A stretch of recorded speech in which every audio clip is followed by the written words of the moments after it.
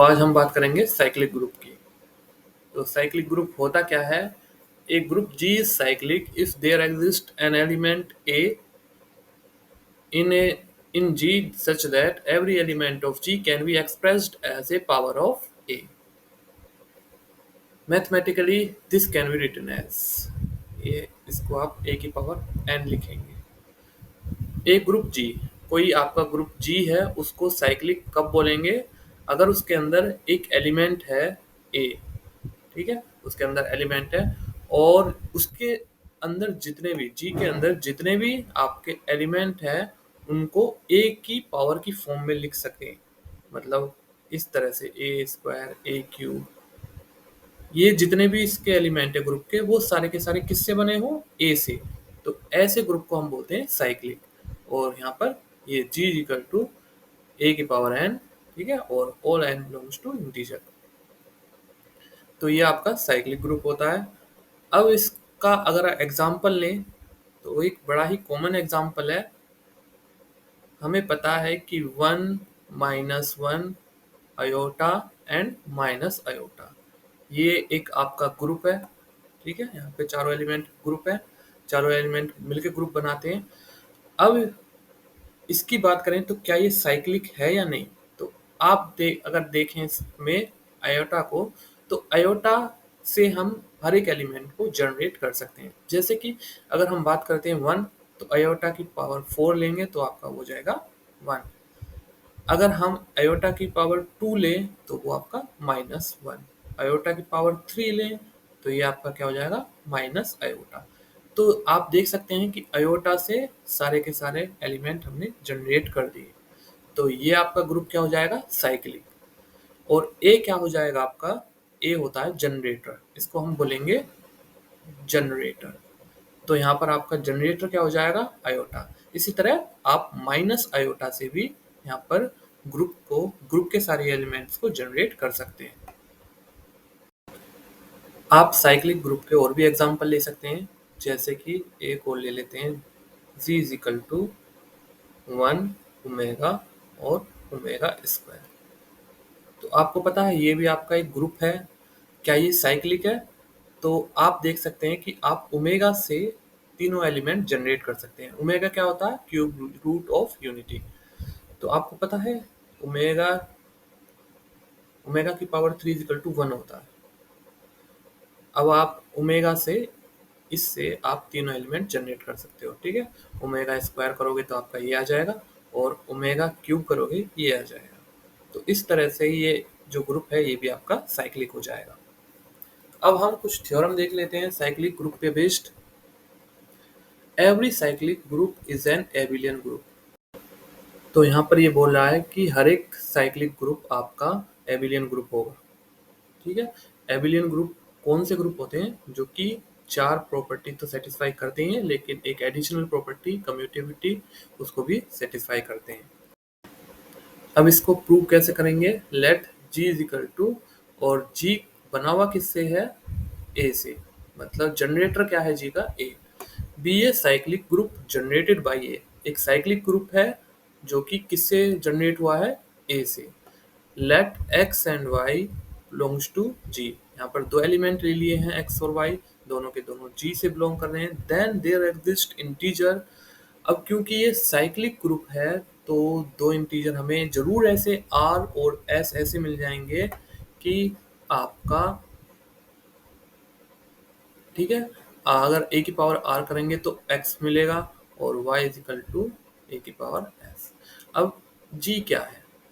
g cyclic group है। कहने का मतलब ये है कि g यहाँ पर a से बना हुआ है g, तो a की पावर 1, a की पावर 2, a की पावर 3 इस तरह के एलिमेंट होंगे। तो कहीं ना कहीं x और y a की पावर कुछ ना कुछ a की पावर में ही होंगे, ठीक है। तो उनको हम ये ले लेते हैं, x is equal to a की पावर r और y is equal to a की पावर s। अब इन दोनों की हम मल्टीप्लाई कर देते हैं यहाँ पर। तो हमने क्या कर दिया? मल्टीप्लाई कर दिया। तो x y is equal to इन दोनों का मल्टीप्लीकेशन a की power r plus into a की पावर s। तो बेस सेम है तो पावर ऐड हो जाएंगी। अब r प्लस s लिखें या फिर s प्लस r लिखें, दोनों चीज यहाँ पर सेम ही है। तो हमने r प्लस एस को s प्लस आर कर दिया और फिर इनको अलग अलग स्प्लिट कर दिया। अब यहाँ पर a की पावर s को हम क्या लिख लेंगे, वापस से y, और a की पावर r को वापस से x लिख लेंगे। तो x y is equal to y x, मतलब पांचवी प्रॉपर्टी भी यहाँ पर आपकी सेटिस्फाई हो गई। इसका मतलब जो आपका ग्रुप है जी वो आपका एबिलियन हो जाएगा। इसके बाद आपकी नेक्स्ट थ्योरम है every group of prime order is cyclic. जो भी ग्रुप है और अगर उसका ऑर्डर आपका प्राइम नंबर है कोई, तो वो साइक्लिक होगा। इसको प्रूव कैसे करेंगे, suppose G is a finite group. मान लेते हैं जी कोई भी ग्रुप है जो कि क्या फाइनाइट है। Order of G is equal to P. यहाँ पर हम ऑर्डर ले रहे हैं जी का P. P is prime, P क्या है यहाँ पे प्राइम नंबर है कोई। G must contain at least two element, तो जी के अंदर कम से कम दो एलिमेंट होंगे ही होंगे। क्यों, क्योंकि आपको पता है लीस्ट प्राइम नंबर क्या है, टू। ठीक है, तो दो कम से कम उसके अंदर एलिमेंट होंगे ही होंगे। Then there exist a belongs to G, तो यहाँ पर कोई ना कोई ए जी से बिलोंग करेगा such that a not equal to identity, मतलब आइडेंटिटी के सिवा कोई ना कोई एलिमेंट जरूर यहाँ पर एग्जिस्ट करेगा। Order of a greater than equal to two. अब ऑर्डर ऑफ ए क्या ले रहे हैं यहाँ पर हम, वो या तो दो होगा या फिर दो से ज्यादा होगा। Let order of a is equal to m. मान लेते हैं कि इस ये जो एलिमेंट था इसका ऑर्डर है m. H is equal to a is a cyclic group of G, तो यहाँ पर ये आपका साइक्लिक ग्रुप हो जाएगा G का। एंड ऑर्डर ऑफ H, ये जो आपका ग्रुप है इसका ऑर्डर किसके बराबर होगा, H का A के ऑर्डर के बराबर, और A का ऑर्डर क्या है M। ठीक है, यहाँ पे M बाई लैग्रांजे थ्योरम। अब इसमें लैग्रांजे थ्योरम का यहाँ पे रिजल्ट यूज करेंगे। M must be the divisor of P। M क्या होगा, डिवीजर होगा P का। बट P इज प्राइम, लेकिन P तो प्राइम है। And M greater than equal to two, और M क्या है, दो या दो से बड़ा है। तो अगर P प्राइम है तो ये P किससे डिवाइड होगा, या तो अपने आप से होगा या फिर वन से होगा। M वन तो है नहीं, क्योंकि यहाँ पे हमने ऊपर ही बता दिया था कि M क्या है ऑर्डर ऑफ A, और ऑर्डर ऑफ A क्या है ग्रेटर देन टू। तो अब एक ही कंडीशन बची है और वो ये है कि ये m आपका p होगा। ठीक है, m इजिकल टू p ही एक ऐसी कंडीशन है जो कि यहाँ पर ये सेटिस्फाई करता है। h इजिकल टू g, अगर m इजिकल टू p है तो h g के बराबर है, क्योंकि h आपका साइक्लिक है। ठीक है, h आपका साइक्लिक है, और तो यहाँ पर h इजिकल टू g है तो g भी आपका क्या हो जाएगा, साइक्लिक। नेक्स्ट थ्योरम है every subgroup of a cyclic group is cyclic. हर एक सब ग्रुप साइक्लिक ग्रुप का साइक्लिक ही होगा। तो ये यहाँ पर प्रूव करना है। कैसे प्रूव करेंगे, suppose G is a cyclic group generated by A। तो यहाँ पर एक ग्रुप लेंगे G जो कि किससे जनरेट हुआ है, A से। Now if H is improper subgroup of G, मान लेते हैं कि अगर H आपका इम्प्रॉपर सब ग्रुप है, that is H is equal to G और E। मतलब इम्प्रॉपर सब ग्रुप वो होते हैं, मान लीजिए ये ग्रुप G है तो इसका सब ग्रुप H, ये इम्प्रॉपर तभी होगा या तो ये G के बराबर हो H इक्वल टू G, या फिर एक ही एलिमेंट से बना हो और वो आपका आइडेंटिटी। तो ये दो सब ग्रुप अगर हैं तो इनको बोलेंगे इम्प्रॉपर। इनके सिवा बाकी अगर कोई और सब ग्रुप आपको मिलता है तो वो प्रॉपर होता है। तो ये आपका यहाँ पर इम्प्रॉपर सब ग्रुप ले लिए मैं। देन इट इज साइक्लिक, तो वो साइक्लिक होगा, क्योंकि आपको पता है कि अगर G साइक्लिक है तो ये आपका H इजिकल टू G, तो ये साइक्लिक ही हो जाएगा, और अगर E है तो तब भी साइक्लिक है। अब हम प्रूव करेंगे प्रॉपर सब ग्रुप के लिए। Let H be a proper subgroup of G. The element of H are integral power of A. तो H के अंदर कैसे एलिमेंट होंगे, A की इंटीग्रल पावर, जैसे कि A की पावर 1, A की पावर 2 एंड सो, इस तरह के एलिमेंट होंगे H के अंदर। इफ A की power S belongs to H, मान लेते हैं कि अगर ए की पावर एस बिलोंग कर रहा है एच से, देन ए की power minus s belongs to h, तो ए की पावर माइनस एस भी बिलोंग करेगा एच से। Let m be the least positive integer such that a की power m belongs to h। तो यहाँ पर आपका m क्या है, लीस्ट पॉजिटिव इंटीजर है, ठीक है। और अब आपको ये प्रूव करना है कि आपका जो ये ग्रुप है h, ये a की पावर m से जनरेट हुआ है। तो कैसे प्रूव करेंगे, लेट a की power t be any arbitrary element of h। मान लेते हैं कि a की पावर t कोई भी एलिमेंट है जो h से बिलोंग करता है। बाय डिवीजन एल्गोरिथम, अब यहाँ पे डिवीजन एल्गोरिथम लगाएंगे।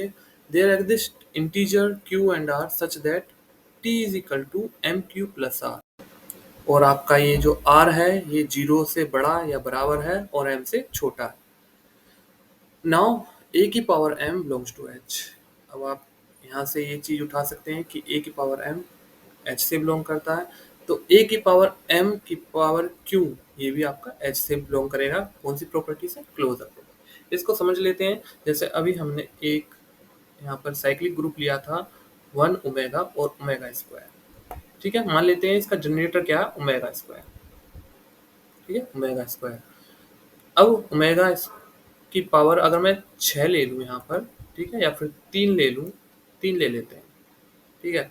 तो यहाँ पे कुछ ये वाली कंडीशन बन रही है।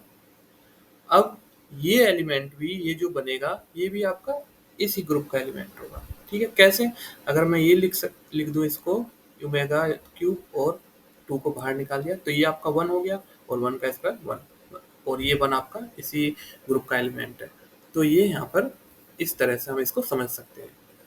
तो ए एम क्यू ये अभी आपका एच का एलिमेंट है, और अगर ये आपका एच का एलिमेंट है तो यहाँ पर पावर माइनस कर दें तो ये भी आपका एच का एलिमेंट हो जाएगा। अभी हमने देखा कि ए की पावर टी आपका एच का एलिमेंट है और ये भी आपका एच का एलिमेंट है, तो यहाँ पर इन दोनों का प्रोडक्ट ले लेंगे तो वो भी आपका एच का एलिमेंट होगा। और क्योंकि बेस सेम है तो पावर क्या हो जाएगी, ऐड हो जाएगी, तो t minus m q belongs to h, ठीक है, ये भी एच का एलिमेंट हो जाएगा। और यहाँ से देखिए इसको मैं क्या लिख सकता हूँ, इसको अगर मैं एम क्यू को इधर ले जाता हूँ तो ये value t minus m q किसकी वैल्यू है, r की। तो यहाँ पर मैं r लिख सकता हूँ, तो मैंने r लिखा। तो a की power r belongs to h, ठीक है। Now m is the least positive integer. अब m को हम पहले से ही लीस्ट पॉजिटिव इंटीजर बोल रहे हैं, लेकिन r देखिए r m से भी छोटा है, तो अगर r की वैल्यू कुछ भी रखते हैं यहाँ पर तो वो m से छोटा आएगा, ठीक है। तो इसलिए हम यहाँ पर सिर्फ a की कंडीशन हमारे यहाँ पर सेटिस्फाई होगी, और वो तब होगी जब r इक्वल टू 0 ले लेंगे यहाँ पर, ठीक है। तो r की वैल्यू यहाँ पर 0 रखेंगे तभी आपका m लीस्ट पॉजिटिव इंटीजर हो पाएगा। तो यहाँ पर रख दीजिए इस इक्वेशन में r की वैल्यू 0, तो बचेगा क्या, t equal to m q, ठीक है। तो यहाँ पे t equal to m q आ गया, मतलब a की पावर t कुछ नहीं है बल्कि a की पावर m इंटू क्यू है, ठीक है। मतलब ये किससे जनरेट, a की पावर t किससे जनरेट हुआ, a की पावर m से। हेंस एवरी एलिमेंट, इस तरह से हर एक एलिमेंट आपका, जैसे कि a की power t belongs to h is the form of a की पावर m, तो वो किस फॉर्म का है, इस फॉर्म का है। और इस तरह से h आपका यहाँ पर साइक्लिक हो जाता है।